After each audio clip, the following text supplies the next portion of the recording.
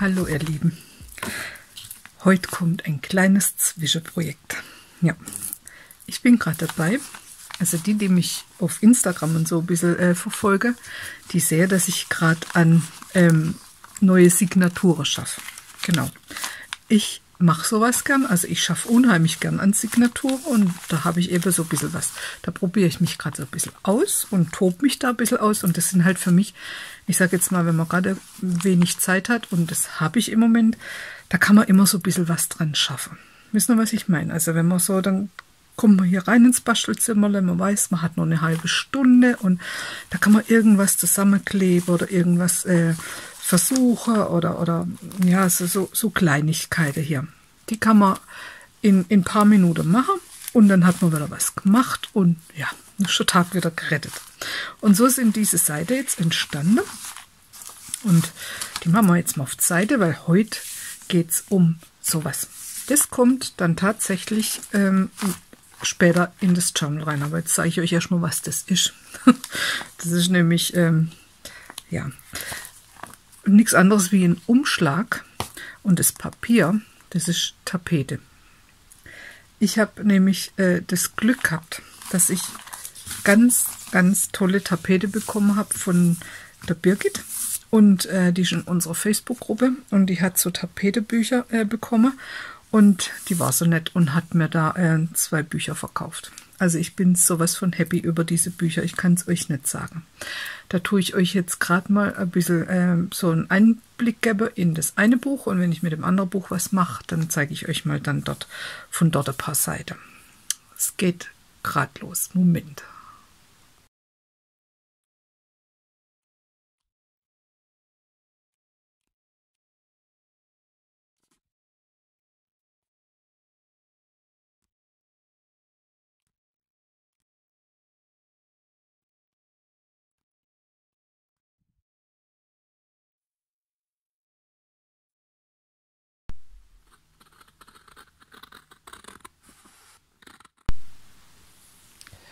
So, jetzt habt ihr das schon mal gesehen. Und das Papier ist phänomenal. Ich habe hier jetzt so eine Seite mehr rausgetrennt. Seht ihr? Und da sind so einzelne Papiere drauf. Die sind toll. Also richtig toll. Ich drehe euch gerade mal rum. Hinten sind auch nochmal so Papiere drauf. Birgit hat übrigens noch von den Büchern. Also Birgit ist bei uns in der Facebook-Gruppe Junk Journal Deutsch. Und da haben wir jetzt eine Flohmarktecke. Oh, jetzt wackelt mein Handy. Entschuldigung. Da haben wir so eine Flohmarktecke und da verkauft sie solche Tapetebücher jetzt. Da können wir eins kaufen. Wenn ich richtig informiert bin und wenn es noch so stimmt, ich glaube, kostet ein ganzes Buch. Und das ist echt groß. 20 € und da ist das Porto schon drin. Weil das Porto ist teuer. Weil Tapetebücher sind teuer, wenn man sie versendet. Gell? Also wenn ihr da Interesse habt oder irgendwo an Tapetebücher drankommt, dann könnt ihr euch da mal informieren. So, jetzt habe ich das Problem, jetzt würde ich gern hier sowas benutzen, so ein Papier. Jetzt ist nur die Frage, wie kriege ich das da runter? Das ist wahrscheinlich schwierig, weil die Tapete haben sie da natürlich hingeklebt. Und das riecht gut.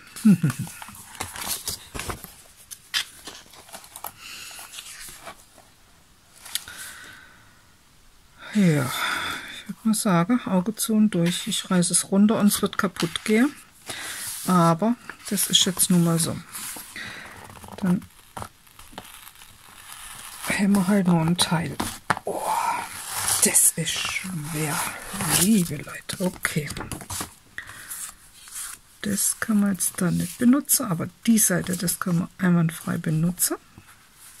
Genau. Ja, machen wir mit dem gerade was. Das ist jetzt natürlich, jetzt zeige ich euch erstmal das da, was ich da gemacht habe. Das hat jetzt so eine rechteckige Form. Ich habe da so ein bisschen ein Scharnier hingemacht. Das muss man nicht machen, aber wenn ich das später zum Beispiel hier in so eine Signatur irgendwo einbringen möchte, also zum Beispiel hier auf der Seite, dann kann ich das mit dem Scharnier quasi hinklebe, so dass das dann klappen kann. Da kann man darunter noch was schreiben. Und ihr kommt eben, hier hinter könnte ich auch noch irgendein Papier hinmachen, dass man hier hinter auch noch schreiben kann. Man kann es aber auch auf der Seite festmachen. Dann klebt man die Scharnierle einfach hier hin. Und wenn das dann zugeklappt ist, ich weiß nicht, ob ihr euch das jetzt vorstellen könnt, jetzt machen wir das gerade mal so, dann hängt es so. Seht ihr? Und das sieht ganz nett aus im Journal. Dann könnt ihr das so aufklappen. Hier drunter hat man wieder Platz zum was schreiben. Da kann man ja noch, wie gesagt, irgendwie was hinmachen an Papier, dass man da wirklich schreiben kann. Und dann ist durch diesen Klappmechanismus, sage ich jetzt mal, ist das ein versteckter Platz zum drunter schreiben. So was machen wir in der Art. Und das Ganze hat hier oben auch eine Tasche. Das Blümle habe ich übrigens von der Uta bekommen. Die hat Uta selber gemacht, wo ich mal von der Uta das Happy Mail bekommen habe. Und ich fand, das hat jetzt so gut dazu gepasst, zu der Farbe hier. Und das Journal wird so ein bisschen, ja, nicht nur Vintage, sondern so eine Mischung halt. So ein bisschen freundlich und so. Und dieser Umschlag, der hat den Vorteil, so breit wie der ist, so breit könnt ihr quasi eure Journalkarte machen. Das ist jetzt kaffeegefärbtes Papier. Ich habe drumherum genäht. Sieht man schlecht, weil ich habe einen ganz heller Faden gerade in der Maschine. Ich habe da verschiedene meine Stiche da in der Maschine probiert. Ich mache da demnächst ein Video über Nähmaschinen. Haltet euch fest, ich als Nähmaschine nicht Profi, werde euch trotzdem meine Nähmaschine zeigen und was sie kann und wie sie es macht. Das ist in Planung. So genau, das steckt hier oben drin. Da kann man also drauf schreiben. Und dann habe ich hier so eine Art Bellyband gemacht, damit man das da einstecken kann.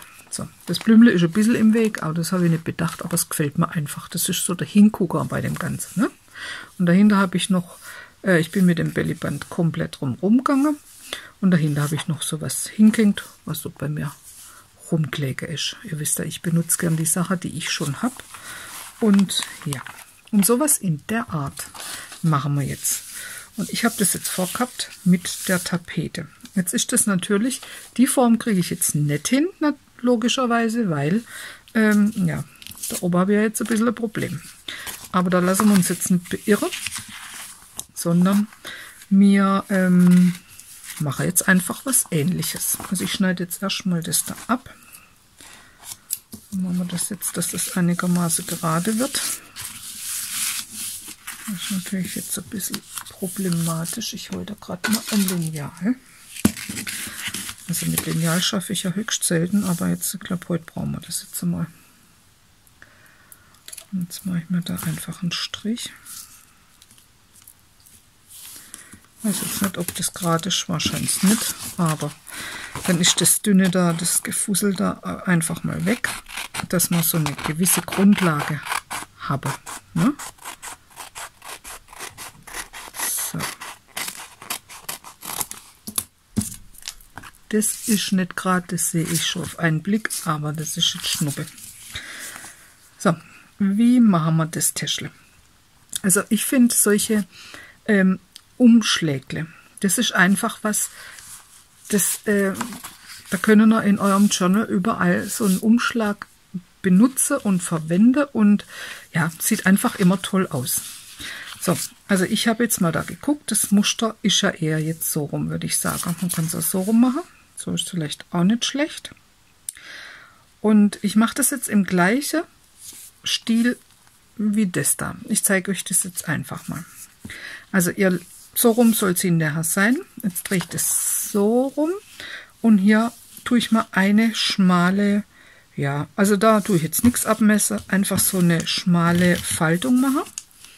Wenn ihr so ein Falzbein habt, Bone Folder sagt man, dann könnt ihr das auch so ein bisschen fester machen, fest drücken. Da wird hinterher geklebt. Ne? So.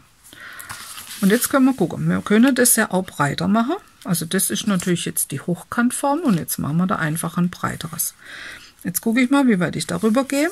Da wird hinterher, darunter wird dann, da kommt später der Kleber hin, also gehen wir so bis dahin. Und dadurch, ich habe das natürlich jetzt ein bisschen, obwohl es ist gar nicht so krumm und schief, können wir das einfach mal so falten. So. Gut, so sieht es hinterher aus. Das ist jetzt nicht mittig, aber das stört uns 0,0. Das Ganze braucht ein geschlossener Boden. Darum falten wir jetzt einfach, jetzt müssen wir uns überlegen, was ist vorne und was ist hinten. Ich würde sagen, das machen wir vorne, weil da ist das Muster so schön wirklich so ein bisschen vermittelt. Dann ist das hinten. Das, was hinten ist, da gehen wir jetzt an den Boden dran. Wir falten uns den Boden einfach nach oben. Pi mal Daumen. Okay? Einfach mal so hochfalten. Da ist jetzt sehr viel Material. Da schneiden wir nachher was weg. Das zeige ich euch aber. Jetzt drehen wir es um. Das wird die Vorderseite. Und da, das gibt quasi diese Lasche. Da habe ich eine recht lange Lasche. Hier in dem Fall machen wir sie jetzt kürzer. Also da falten wir jetzt einfach was so runter. So. Und so ist dann schon mal das Grundgerüst steht. Und jetzt fängt der Spaß an. Jetzt machen wir das ganze Ding wieder auf und trennen uns von dem Papier, was zu viel ist. Also, das ist vorne und das andere hinten. Jetzt drehen wir es um. Jetzt kümmern wir uns erstmal um den hinteren Part. Also ich mache das auf. So. Hier hinten wird er dann geklebt. Und diese Lasche, das ist die, die wir dann später hier nach oben kleben, die da. Und das hier, das ist das, was Abfall ist. Ich male euch das jetzt einfach mal an. Das kommt weg. Und da machen wir auch auf. Das kommt komplett weg. Das lassen wir. Jetzt kümmern wir uns erstmal um das. Wir schneiden hier bis vor. Die Kante habt ihr ja. Ihr seht ja, wo ihr da gefalzt habt. Und darum schneiden wir den Überschuss jetzt einfach mal weg, dass das nicht so, ja, zu viel Papier da ist. So. Und jetzt ist schon mal die erste Herausforderung. Hier in dem Bereich, da machen wir uns so ein minimales kleines Dreieck. Ich male es euch mal hin. Das ist jetzt eigentlich schon zu viel, aber ich denke, es ist eigentlich Schnuppe. Hauptsache, ihr seht, das ist so ein Dreieck. Ich mache es euch mal sogar schwarz. Und ich mache es, wie ihr seht, Pi mal Auge. Das kommt weg. Das ist dann einfach eine Lasche. Also wenn ihr es hinkriege, machen wir es so, dass es gleichmäßig ist. Also wir schneiden an dem Dreieck hoch. Und da müsste ich sie eigentlich treffen. Das heißt, der Abfall müsste jetzt da eigentlich wegfallen. So. Und das Eckle schneiden wir auch direkt weg. Zack. Jetzt können wir das mal testen. Die Faltung bleibt, da kommt später der Kleber hin. Wir machen zu, wir drehen es rum und es wird dann hochgeklebt. Das ist der Boden. So funktioniert es. Das haben wir jetzt schon richtig gemacht. Jetzt kümmern wir uns um die Vorderseite. Nehmen wir es gerade nochmal zu, das ist die Rückseite, das ist die Vorderseite. Ne? Auf der Vorderseite ist es genau andersrum. Da kommt die Lasche so runter, das heißt, das da, das bleibt. Das gibt hinter unsere Lasche. Und das da innen, das ist zu viel. Also jetzt machen wir es auf. Das, was zu viel ist, ich zeige es euch hier, das kommt weg. Dann machen wir wieder auf. Und was auch wegkommt, ist das da. Auch weg.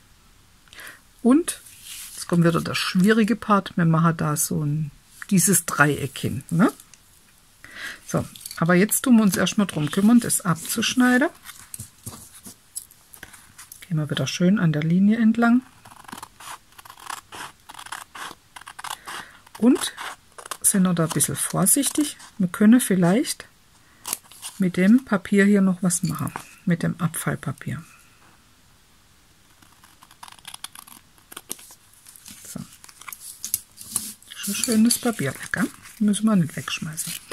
So, da machen wir das Gleiche. Das schneiden wir auch weg. So. Jetzt kommt wieder der schwierigste Part. Also wenn ihr euch das nicht zutraut, dass ihr das gleichmäßig macht mit der Lasche. Da können wir jetzt eigentlich das Papier nehmen. Das ist eigentlich die gleiche Größe. Ne? Und sogar das gleiche Muster. Also wenn man das später, ich mache es mal kurz zu. Ich benutze das auch tatsächlich und tue das später hier reinkleben. Das ist nämlich das fortlaufende Muster von hier. Also wenn man die Lasche später dann da dran habe, also das ist ja die Lasche. So. Und hier innen ist ja gar nichts. Dann nehme ich das Papier, ich klebe mir das da oben rein. Und so haben wir da jetzt was. Und das ist jetzt auch für mich der Trick 17. Ich nehme das und ich mache da außer die Ecke. Und zwar indem ich das halbiere. So. Und jetzt schneide ich mir hier einfach die Ecke schon mal rein. Also das mache ich jetzt wirklich hier Pi mal Auge. Zack. Und dadurch ist jetzt auf beide Seiten natürlich die gleiche Lasche entstanden. Ne? Und das kann man dann direkt da oben hin, könnt ihr jetzt da oben hin halten. Schön vermitteln. Und das ist jetzt eure Schablone. Da könnt ihr jetzt schön die Ecke hier abschneiden, indem ihr da an der Kante entlang ganz vorsichtig schneidet. Auf der Seite machen wir das genauso. Tun wir hier hochschneiden. So. Und jetzt fängt die Kleberei schon mal an.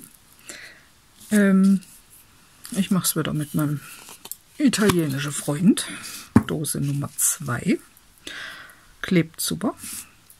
Also, wir fangen an. Und zwar hier erstmal mit dieser kleinen Lasche. Die, wo wir ganz am Anfang gebogen haben. Da machen wir jetzt Kleber drauf. Und passt bitte auf, dass ihr nicht dahin kommt, sondern nur der Kleber hier oben auf der Lasche entlang. Gell? So, weil nämlich unten drunter, da drunter, da kommt ja später das Papier und wir wollen die komplette Breite benutzen. So, machen wir das dahin. Das lassen wir offen. Und jetzt kleben wir das da einfach zu. So.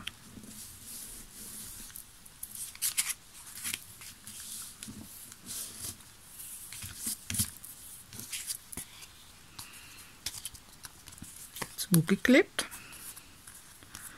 Das da oben, das schneiden wir ein bisschen ab. Da haben wir nicht schön aufgepasst, aber das macht nichts. Da kommen wir mal noch gut hin. Oder auch nicht. Ich habe das so einfach. Da hätte man auch so ein bisschen, das habe ich jetzt vergessen, hätte man auch so ein bisschen so ein Zipfel machen müssen. Naja, wir sind im Junk Journal Bereich. Wen juckt's? So, der Boden machen wir auch direkt zu. Streichen wir schön ein. Mit einer Tapete klappt es wunderbar und ihr habt direkt ein ganz tolles Muster.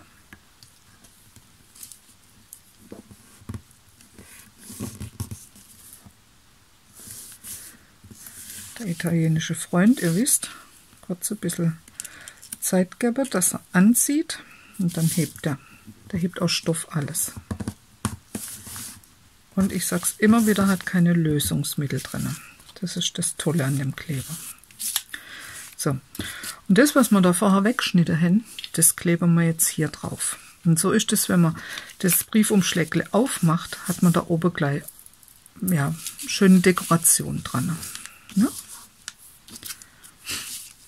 Also und wenn wir das da oben hinhängen, das muss ich jetzt aussagen, nicht bis ganz runter. Wir tun das eher nachher ein bisschen nachschneiden. Lasst hier so einen Millimeter einen Spalt, weil sonst habt ihr Schwierigkeiten, wenn ihr das hinterher auf und zu machen wollt. Da schneiden wir nachher dann nochmal das Papier dann uns zurecht.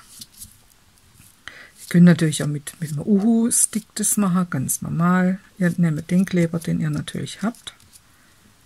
So. Da ist das schön eingestrichen. Dann kleben wir das drauf und wie gesagt nicht bis ganz runter, sondern da so ein bisschen einen Millimeter lassen. Das wird natürlich jetzt hier auf der Rückseite, sehen wir, guckt das jetzt da raus. Das ist klar, das schneiden wir uns jetzt da gleich schön. Den Überschuss, den machen wir das gleiche mal jetzt einfach an. Können ja an der Kante da entlang schneiden. Aber so haben wir so ein bisschen das Dekorationspapier benutzt, innen drin. Und es sieht dann nicht schlecht aus, ne? So.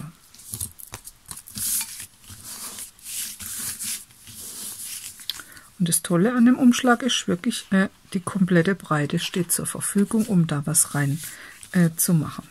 Und das ist jetzt die Lasche, wo man das dann zumachen kann. Ja, und das ist jetzt ein bisschen das Problem. Es geht immer so ein bisschen auf und zu. Darum habe ich bei dem hier dieses Band hingemacht, damit man das quasi wo einstecken kann. Nur ist hier, war der ja ziemlich lang, diese Lasche. Also das steckt nicht weit drin. Das steckt, guck nochmal, nur paar Millimeter. Das reicht aber. Das muss halt einfach irgendwo dahinter sich klemmen können und dann bleibt es zu. In der Art machen wir jetzt hier auch was. Und man muss das nicht mit so einem Band machen. Man kann auch irgendwas anderes nehmen, was man da vorne hin kleben können. So dass es einfach, ich mache das ja manchmal gern mit so runde Elemente, dass da irgendwas drauf klebt. Da kann man kann zum Beispiel hier mit so einem Locher da irgendwas Rundes, also mal Cardstock-Papier oder so, ein rundes Element auslochen. Ich kann es gerade mal überlegen. Oder von einer anderen Tapete was. Könnte man auch nehmen, sowas. Oder was haben wir dahinter drauf? Achtung. Ich kann gerade mal gucken. Sollte was Kleineres sein. Also es sollte jetzt nicht so übertrieben groß sein.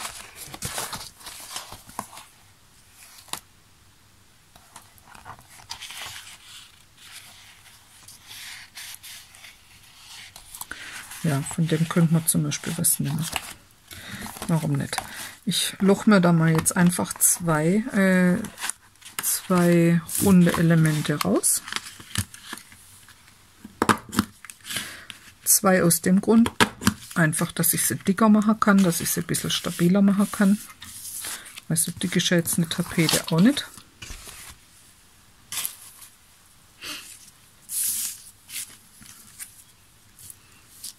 Wobei ich hätte jetzt eins ist irgendwie, was haben wir denn da noch im Vorrat? Irgend so ein bisschen dickeres, normales Papier nehmen können. Ich muss gerade mal gucken. Wisst ihr, da nebendran habe ich meine Vorräte. Hier habe ich relativ dicke Buchseite. Das haben wir alle. Buchseite noch und nöcher übrig. Und jetzt kann man das gerade übereinander kleben. Dann haben wir das dekoriert. Oh, mal gleich zwei. Okay. Dann machen wir die erstmal übereinander. Gut. Und dann noch die Dekoration oben drauf. So.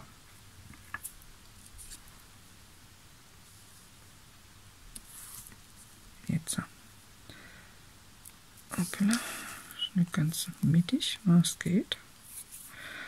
Jetzt rate nochmal, was jetzt kommt. Ich muss es ja eigentlich nicht mehr ankündigen, oder? Immer wieder unser kleiner Freund und Helfer. Mit dem gehen wir auch nachher noch so ein bisschen um den Briefumschlag drumherum. So, das kann man trocknen. Hier zum Beispiel die Ecke hier. Ich mag die ein bisschen, wenn die ein bisschen rund sind, darum schneide ich die einfach so ein bisschen rund. Da müssen wir noch ein bisschen nachschneiden. So.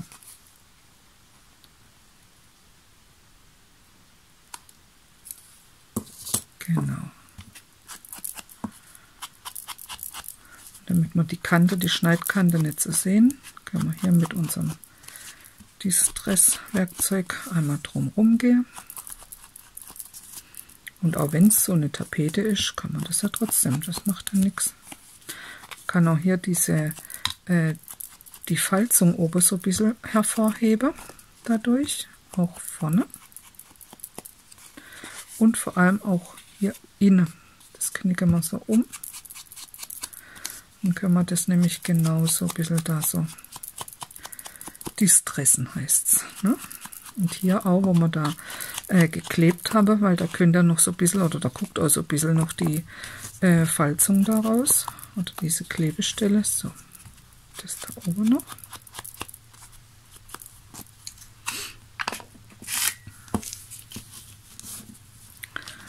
Das ist unser Schätzele. Das mache ich hier hin. Und dann kann man das einfach, wenn man es zumacht, das steckt man dann, also wir machen das so weit, das klebe ich so weit runter, dass man da wirklich nur noch 1 Millimeter hat, um das so ein bisschen so einzuklemmen. Das reicht euch. Ihr dürft nicht so weit hochgehen, weil sonst kriege ich diese Lasche niemals da drunter, dann biegt euch das so um. Das ist wirklich nur Millimeterarbeit, so reicht schon. Zack, dahinter und es bleibt euch dann zu. Ne? Ganz wenig hier überstehen lassen. Jetzt ist mir es halt ein bisschen da noch zu langweilig. Das können wir dahin machen. Irgendeine Knöpfle oder irgendwas, irgendeine kleine Dekoration hätte ich da gern drauf. Da habe ich noch von meinem letzten Bastel-Event, steht da noch so Zeugs rum. Ich muss jetzt gerade mal überlegen. Das ist natürlich, ja doch, da wäre ein kleiner Knopf, aber der fällt nicht richtig auf. Dahinter ist noch. Das ist so Stern, das ist auch süß.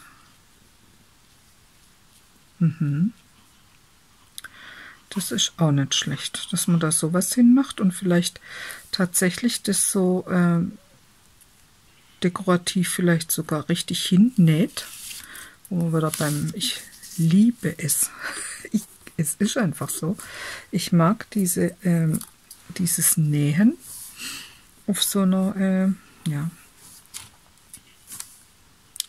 auf so einer Journal-Seite oder egal was. Mein Gott, guckt euch mal die Nadel an. Die sind von meiner Oma. Ich weiß, also ich frage mich heute noch, was die da damit gemacht hat. Das ist echt brutal. Mit was nähen wir es? Also so ganz schon dünnes Nädele. Und da haben wir so ein dunkler Faden. Der ist jetzt echt ein dünner Faden, aber ist schon egal. Gucken wir mal, wie das rauskommt. Man kann ja so einen Faden auch doppelt nehmen. So, ich mache da mal einen Knoten drauf. Ich bin da kein Experte drin, aber ich mache es trotzdem ab und zu einfach gern. Wenn ihr Nebengeräusche hört, das ist mein Mann. Der hat beschlossen, heute wird gegrillt. Heute Mittag sind wir mal draußen geguckt. Ah, da war wirklich, die Sonne hat schon so gebrannt. Also ich habe bald Sonnenbrand bekommen. Ich bin ja eh so ein eher blasser Typ, also ich muss da immer aufpassen. Aber die hat schon ganz schön Kraft, haben wir festgestellt. So, was nähen wir dahin? Also ich liebe ja auch so kleine Pailletten. Glitzer darf sein. Und so kleine Perle. So, wie kriegen wir das jetzt dahin, dass das einigermaßen dann aussieht? Jetzt selber auch schon mal überlegen. Ich würde mal anfangen, ich komme von hinten mal da durch. Vielleicht mache ich da vorher so ein kleines, schon mein Piekserle, so ein kleines Loch könnte ich mir mal vorbohren. Ist da irgendwo mein Piekserle? Oh, Susanne hat aufgeräumt. Geht es euch auch so? Wenn er aufgeräumt, dann findet er noch nichts mehr. Also mir geht es regelmäßig so, das ist eine Katastrophe. Das ist ein Mords, ein Piekser. Ich weiß gar nicht, wo der her ist, aber der ist nun mal da. Und dann machen wir so ein Buch. Und ich piekse mal kurz ein Loch. So, das heißt ein bisschen einfacher. So, jetzt komme ich mal von hinten da durch, das Loch durch. Dann biegt euch nämlich nicht diese Platte da so umeinander. So. Was haben wir denn da alles für Überschuss?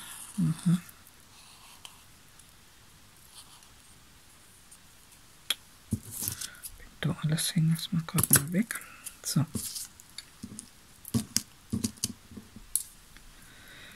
Jetzt geht's los. Ich mache mal eine Paillette drauf. Vielleicht sogar eine Perle. Warum nicht? Gucken. Und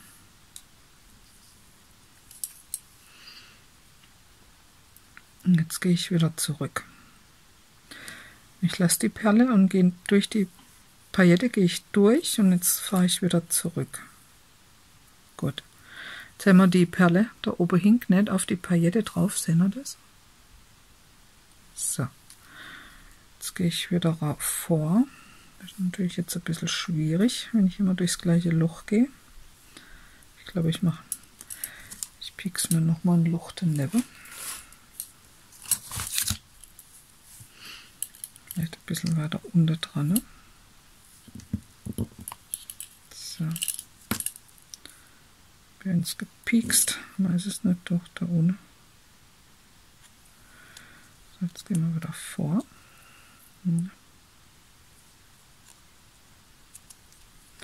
Doch nicht so richtig.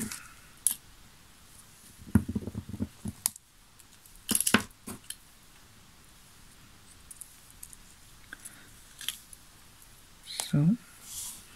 Und da mache ich jetzt das kleine Dingeldangel dran. Und zwar, indem ich da ein paar Mal durch die Öse da durchgehe. Ist jetzt ein bisschen schwierig, weil ich ja den Faden doppelt genommen habe. Ich finde, es darf auch etwas runter baumeln. Das wird mich jetzt nicht stören, im Gegenteil. Ich finde, das sieht interessant aus, nur nicht zu weit. Also zu weit darf es nicht runterhängen, nur so ein bisschen. So, hier finde ich es ganz gut. Jetzt gehe ich dann nochmal von vorne nach hinten, dass das so auf der Position bleibt. Die Fäden schön festziehe. Jetzt gehen wir da oben rum, fahre da ein paar Mal drum rum. Jetzt müsste das hängen. Und jetzt gehe ich wieder nach hinten raus. Durch das gleiche Loch, was ich da schon gebohrt habe. So, das müsste halten. Dahinter vernähe ich das jetzt, indem ich da ein bisschen so unten durchfahre. 2-3 Mal und dann mache ich einen Knoten hin beim dritten Mal. Gehe ich jetzt durch diesen Loop hier durch diese, und jetzt hat sich da automatisch ein Knoten hin gewickelt. Gehe nochmal unten durch und da wieder durch diese Schlaufe durch und mache das fest. So, das schneiden wir ab und ich sichere das, indem ich hier nochmal so ein rundes Element, da können wir jetzt doch das nämlich schon wascht, da drauf klebe. So haben wir dann auch diesen Faden jetzt gesichert und euch wird da hoffentlich dann nichts mehr weggehen. Genau, das kleben wir direkt komplett mit fest. Da sind jetzt mehrere Schichten Papier, das wissen wir jetzt. Da vorne haben wir jetzt so ein bisschen kleine Deko hingemacht, die sich bewegen wird. Und das Ganze kommt dann hier hin. So, das wird nur geklebt. Heute machen wir mal nichts mit der Nähmaschine, heute wird hier nur geklebt. Da habe ich noch so ein, das habe ich auch mal Happy Mail gekriegt. Ich finde, das sieht auch nicht schlecht aus. Könnte man so ein bisschen vielleicht noch was unter drunter machen. Gerade mal überlegen. Ob ich da mal so ein Stück mir abschneide. Oh Gott, nur die Breite. Ja. Ich weiß gar nicht, was das für ein Material ist. Wie gesagt, das habe ich immer Happy Mail bekommen und zuerst dachte ich weiß gar nicht, was ich damit mache, aber das ist so toll. Also ich habe das auch in den Signaturen, ja, wenn ich es gerade finde. Ne? In eine von den Signaturen habe ich das hier, ne? Habe ich das hier hingenäht. Irgendwie als Kontrast. Also mir hat das sehr gut gefallen. Also benutzt auch mal solche Materialien, wo nicht so ganz, ja, wo man erstens gar nicht weiß, wo ist es her oder was ist das überhaupt. Aber das kann gar nicht schlecht rauskommen. So, jetzt muss ich jetzt gerade mal nur gucken. Ja, wenn man das machen könnte, dass sie da gut aussieht. Da schaut es wieder so ein bisschen So ein Geduldsspiel.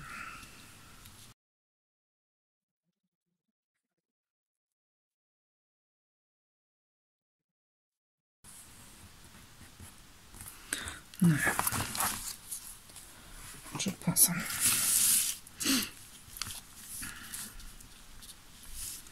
Wenn ich das jetzt so hinmache und das da, ja, so machen wir das. Jetzt kleben wir erstmal das Stückle hier hin. Ich hoffe, dass da mein italienischer Freund mich da nicht im Stich lässt. Das werde ich jetzt aber so ein bisschen bei den Ecke oder ein bisschen darunter so ein kleiner Punkt machen, dass ich weiß, wo ich jetzt den Kleber hinmache. So, ich hoffe, ich sehe diese Pünktchen noch. Und da probiere ich jetzt da in den 4 Punkten zu bleiben. Wisst ihr, was ich meine? Dass der Kleber nicht überall dann da jetzt ist, außerhalb, weil das wird man jetzt sehen. Da müssen wir noch ein bisschen Acht geben. Aber da kann man sich ein bisschen solche Hilfspunkte dann hinmachen. Ihr seht das jetzt nicht, aber ihr hängt sehr, wie ich es gemacht habe. So, jetzt ist der Kleber genau in diesem viereckigen Bereich und da klebe ich jetzt das goldene Vlies da drauf.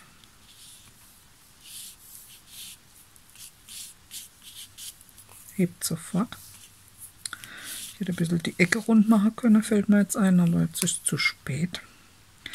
Und wie gesagt, hier unser Genähtes, das machen wir so hin, dass da die Lasche nur 1-2 mm darunter guckt, gell? Und das tun wir einfach so ein bisschen Pi mal Auge dahin kleben. So. Pi mal Auge. Hier etwa. Das habe ich mir jetzt angemalt, aber das macht ja nichts. Da kleben wir das ja jetzt auch gleich drauf. Und wenn ihr jetzt den Kleber da drauf macht, natürlich nicht bis oben hin. Da oben muss frei bleiben, weil da kommt ja dann die Lasche drunter. Ne? Wir kleben das Ding bis so kurz über die Mitte. Da ist so etwa die Mitte, so ein bisschen drüber. Kommt Kleber hin und da tun auch schön euch Kleber einstreichen. Das soll ja nicht gleich wegfliegen, weil wir nähen das ja nicht an. Das wird da wirklich nur hier draufgelegt. So. Hier kommt es hin und hier halten wir es jetzt eine Weile fest, dass ich das da gut verbinden kann. Und ich hoffe, das hält auf diesem Vlies. Und so haben wir heute ein kleines süßes Umschlägle gemacht. Und da machen wir irgendeine Karte rein, ja, wo man drauf was schreiben kann. Da habt ihr sicher irgendwas in eurem Vorrat.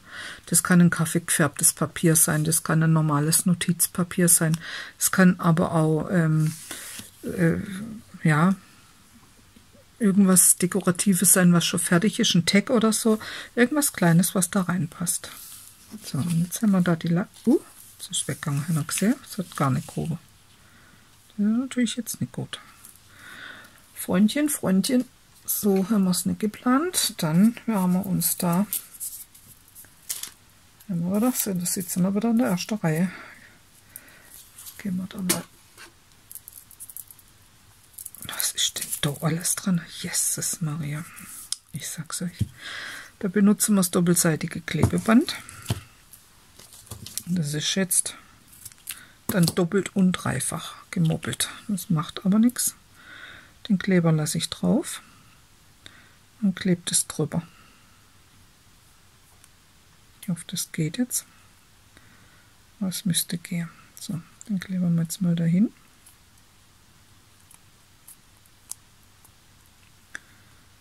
Ziehe das ab.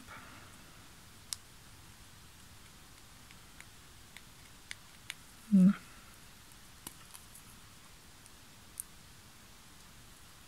Ja, Herrgott, Margot, das ist heute so nicht so toll. Moment. Wir müssen erst mal ein bisschen runterputzen. Lass mal da drauf hin.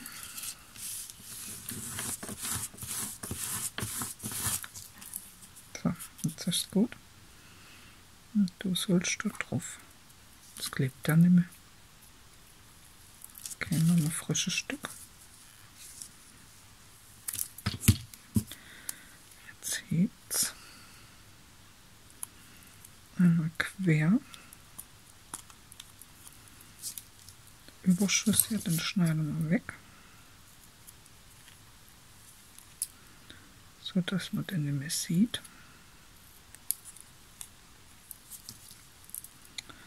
So. Jetzt ziehen wir es ab. Ich hoffe, diesmal geht's. Jawohl. Und jetzt kleben wir. Jetzt kleben wir es fest. So. Jetzt ist das hoffentlich getrocknet. Also auf dem Vlies, da brauchst du doch ein bisschen mehr als wie der Italiener. So.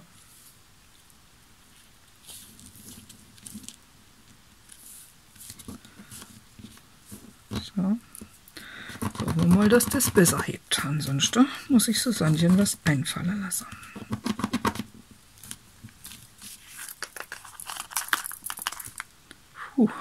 Glück gehabt. Das Ding. Das ist von Scotch diese 50 Meter, keine Ahnung wie lange die heben. Ewig und 3 Tage. Aber das hebt jetzt. So, jetzt funktioniert es. Ich denke, der hätte auch irgendwann Kobe, aber ich war zu ungeduldig. Der hat uns jetzt geholfen. Ja, das ist jetzt unser kleines Umschlägle. Und wenn wir das so machen wollen wie hier, also ihr könnt natürlich mit so einem Umschlag, wenn ihr eure Signatur habt, jetzt ein bisschen durcheinander hier. Also ich habe hier zum Beispiel eine Signatur, da habe ich so eine Tasche gemacht. Ihr könnt natürlich so einen Umschlag da reinstecken. Kann man da rausholen. Ihr könnt auch so einen Umschlag irgendwo mit einer durcheinander. Moment mal, ist ein bisschen durcheinander gerade. Ihr könnt ganz normal hier mit einer Büroklammer das irgendwo festmachen. Da habe ich jetzt dahinter schon einer festgemacht. Das ist auch so Umschlägle. Aber wir haben da noch mehr Möglichkeiten. Man kann das so festmachen mit einer Büroklammer hier oben. Oder wie gesagt, wir machen uns auch so Lasche dran. Und dann kann man das irgendwo so machen, dass das auch ausklappt. Ich muss jetzt gerade mal überlegen, dass es so ausklappen könnte. Wobei in dem Fall, das ist natürlich diese breitere Form. Das ist jetzt ein bisschen schwierig. Da, hier wird es auch nicht schlecht aussehen, da dahinter. Oder ich mache es so hin, dass man, so ist nicht schlecht, genau. Das kann man da aufmachen, kann hier was rausholen. Und dann wieder zumachen. Weil für dieses Journal wird das so rum, ist zu breit. Seht ihr? Das geht nicht. Leider. Das ist jetzt ein bisschen schade. Hätte ich schmaler machen sollen. Aber jetzt habe ich es nur mal so, aber ich kann es so wohin machen. Oder ich kann es einfach festmachen mit einer Büroklammer. Sodass das, derjenige, der das Journal irgendwie kaufen möchte, dass er den Umschlag vielleicht auch anderweitig benutzen kann. Man kann es auch einfach irgendwo hier reinstecken. So sieht es auch nicht schlecht aus. Passt auch sehr schön jetzt hier dazu schon. Ja. Das müsst ihr euch überlegen. Aber ich zeige es euch jetzt gerade nochmal hier, an dem hier. Da habe ich einfach 2 so Stoffstreifen genommen. Ich habe tatsächlich drumherum genäht. Mit dem Italiener habe ich die da einfach festgeklebt. Und so kommen die jetzt irgendwo in eine Signatur dann rein. Klebe ich die dann fest. Ich weiß noch nicht genau wo. Könnte man hier vielleicht festmachen, dann könnte das hier innen dann kommen oder woanders. Ich habe noch gar nicht alle Signaturen, also ich bin mir noch nicht sicher, wo ich das hinhänge. Ich glaube, das überlege ich mir noch. Ich mache erstmal noch ein paar andere solche Umschläge. Ich bin gerade im Fluss, das heißt, ich mache jetzt einen kleinen Nummel einer und dann gucken wir einfach, wo das dann hinkommt. Genau. Ich habe noch ein bisschen Papier, also das Tapetebuch, da ist so viel Papier drin. Mein Gott, ihr könnt da Sachen machen drin ohne Ende. Ja, und jetzt zeige ich euch nochmal, was ich da so alles gemacht habe. Also das war ja das Umschlägle, was wir da gemeinsam im Video gemacht haben. Also da könnt ihr eben irgendeine Journalkarte reinstecken, irgendwas euch zusammenbasteln, was noch so auf dem Schreibtisch rumfährt. Da einstecken und dann kommt das Ganze irgendwo in euer Junk Journal rein. Also ich stecke es jetzt mal einfach hier in den Umschlag. Dann habe ich hier noch so ein kleiner Mini-Umschlag gemacht. Und den habe ich dann so ein Metallornament dahin geklebt mit doppelseitigem Klebeband. Und habe aus so einem, ja, ich weiß gar nicht, das ist so Filzschnürle gewesen. Das habe ich so drumherum gewickelt. Und das geht auch hinterrum. Und dann habe ich es auf so ein Stück Tapete quasi drauf gemacht und dann hingenäht. In meinen Junk Journal kommt es so rein. Und da nur eine kleine Journalkarte gemacht, die ist da von meinem digitalen Kit, habe ich so sowas drauf und auch so kleine, solche, wie heißen die Dinger? Komme jetzt nicht drauf. Ihr seht, was das ist. Habe ich da hingemacht und habe da so ein kleines Eck da ausgeschnitten, dass man das da auch gut rein und rausholen kann. Jetzt guckt es da so vor. Und ich lasse auch sogar das, hier die Tasche da offen oder den Umschlag offen. Das ist schon wieder ein bisschen Dekoration. Weil hier ist es ein bisschen eng geworden, weil ich das so eng drumherum gewickelt habe, weil ich eben wollte, dass man das da so schieben kann. Ja? Das da unten ist so das war so ein Papier, so ein, ich zeige es euch gerade hier, so ein Geschenkpapier. Und eben das ist ja unsere Tapete. Das ist eine Möglichkeit, wo ihr das so machen könnt. Da habe ich so eine Tasche gemacht mit so einer Postkarte, so eine alte. Was habe ich noch? Hier habe ich noch einen kleinen Umschlag gemacht. Der ist auch total süß. Und da hängt jetzt so ein kleines Embellishment dran. Theoretisch müsste jetzt das Video schon quasi online sein, wo ich gezeigt habe, wie man diese kleine süße Anhängerle da macht. Und da habe ich jetzt eins hingehängt, weil jetzt habe ich sie und jetzt werde ich sie natürlich auch benutzen.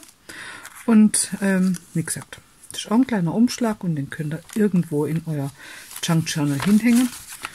Und ja, was es mit den lustigen Männle da auf sich hat, das zeige ich euch im anderen Video. Aber darunter ist wieder so ein Stück Tapete. Okay? Weil mit die Tapete, die könnt ihr ja, also mit so einem Tapetebuch kann man so viel anfangen. Wahnsinn, da habt ihr ewig Papier und zwar richtig schönes Papier. So, und jetzt sage ich Tschüss. Das Video war jetzt echt lang, also sorry, also da hätte ich mich jetzt echt eine Weile ertragen müssen, aber ich hoffe, das nächste ist vielleicht ein bisschen kürzer, aber alle, wo es ausgehalten haben bis jetzt, euch sage ich vielen herzlichen Dank und ich freue mich aufs nächste Mal mit euch. Tschüss, passt auf euch auf, gell? Bis dann, ciao.